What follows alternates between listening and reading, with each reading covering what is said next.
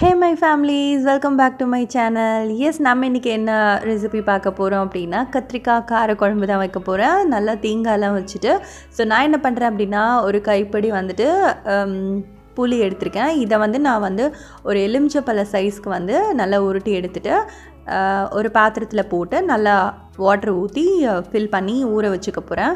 So இது நான் ஏன் வாய்ஸ் ஓவர் வந்து இது வந்து செகண்ட் வீடியோ வாய்ஸ் ஓவர் கொடுக்கிறது. உங்களுக்கு ஏன் வாய்ஸ் ஓவர் கொடுக்கறேன்னா நிறைய பேர் வந்துட்டு ஏன் ரெசிபியோட குவாண்டிட்டி எல்லாமே சொல்ல மாட்டேங்கிறீங்க எவ்வளவு போடுறீங்க அப்படினு கேக்குறதுனால நான் வந்து வாய்ஸ் ஓவர் கொடுக்கிறேன். ஓகேவா? நான் என்ன பண்றேன் அப்படினா ஒரு 4 எண்ணெய் கத்திரிக்காய் 4 இல்ல 5 எண்ணெய் கத்திரிக்காய்க்கு வந்துட்டு ஒரு நல்ல பெரிய வெங்காயம் பெரிய சைஸ் வெங்காயம் வந்துட்டு நல்லா சாப் பண்ணி வச்சிட்டேன். அதே மாதிரி 2 தக்காளி வந்துட்டு நல்லா ஸ்லைசஸா கட் பண்ணிட்டு அதுக்கு அப்புறம் கத்திரிக்காய்ல இந்த மாதிரி ஸ்லைசஸா கட் பண்ணிக்கிட்டேன். ஓகேவா? அதுக்கு முன்னவே நான் புளி எல்லாம் ஊற வச்சிட்டேன். அதுக்கு அப்புறம் நான் ஒரு கைப்பிடி அளவு வந்துட்டு கறிவேப்பிலை அதுக்கு அப்புறம் வத்தல் எடுத்து பிளேட்ல வச்சிட்டேன். நம்ம சமையல் செய்யிறதுக்கு முன்னாடி எல்லாத்தையும் அரேஞ்ச் பண்ணி வச்சிட்டோம்னா டக்குன்னு செய்யிறதுக்கு ரொம்ப யூஸ்ஃபுல்லா இருக்கும். அப்புறம் நான் என்ன பண்றேன் அப்படினா நல்லெண்ணெய் விட்டிங்கன்னா சூப்பரா இருக்கும். அப்படி இல்ல அப்படினா ரீஃபைண்ட் ஆயில் விட்டுக்கோங்க. நான் வந்து நல்லெண்ணெய் தான் எடுத்துர்க்கேன்.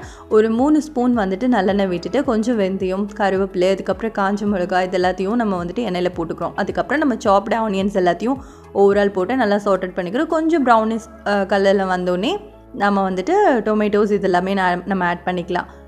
சோ நல்ல வெங்காயம் வதங்கினதுக்கு அப்புறம் நான் என்ன பண்றேன் அப்படினா கட் பண்ணி வச்சிருக்க கத்திரிக்காய் எல்லாத்தையும் அது கூட ஆட் பண்ணிட்டு கொஞ்சமா கல் உப்பு எடுத்துக்கோங்க. உங்களுக்கு டேஸ்ட்க்கு ஏற்ப உப்பு கம்மியா சாப்பிறவங்க கம்மியா குறைச்சு போட்டுக்கோங்க. பட் நான் வந்து பெர்ஃபெக்ட்டா தான் போட்டுருக்கேன். எடுத்து ஓரல் மிக்ஸ் பண்ணி அதுக்கு அப்புறம் நான் மிக்ஸ் பண்ணதுக்கு அப்புறம் ஒரு ப்ரௌனிஷ் கலர்ல வந்து கத்திரிக்காய் டர்ன் அவுட் ஆனதுக்கு அப்புறம் நான் வந்து டொமேட்டோஸ் ஆட் பண்ணிக்கிறேன்.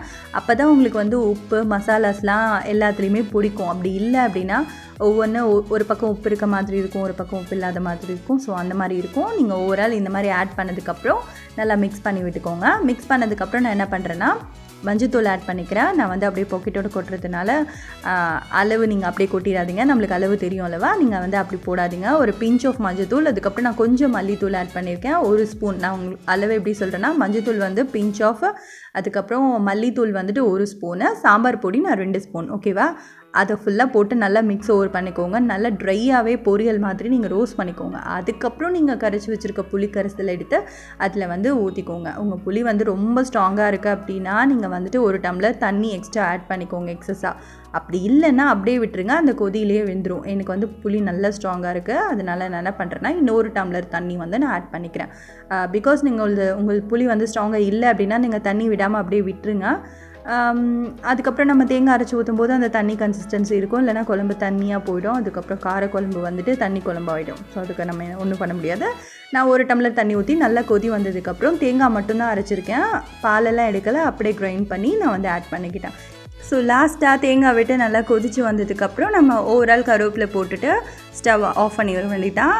லாஸ்டா நான் என்ன பண்றேன் நல்லா கொஞ்சம் ஒரு கொத்தா கருவேப்பிலை எடுத்து நல்லா வாஷ் பண்ணிட்டு கொதிக்கிற கார குழம்புல போட்டு நம்ம வந்து இறக்கிற போறோம். சோ இந்த ரெசிபி கண்டிப்பா உங்களுக்கு எல்லாருக்குமே பிடிச்சிருக்கும். கண்டிப்பா இந்த ரெசிபி வீட்ல ட்ரை பண்ணி பார்த்துட்டு உங்களோட ஃபீட்பேக்கை என்னோட கமெண்ட் செக்ஷன்ல சொல்லுங்க. அதுக்கு நான் கண்டிப்பா வெயிட் பண்ணிட்டே இருப்பேன். நம்ம சேனல்ல இருக்க வீடியோஸ் எல்லாமே போய் பாருங்க. பிடிச்சிருந்து அப்படினா கண்டிப்பா Subscribe பண்ணிக்கோங்க.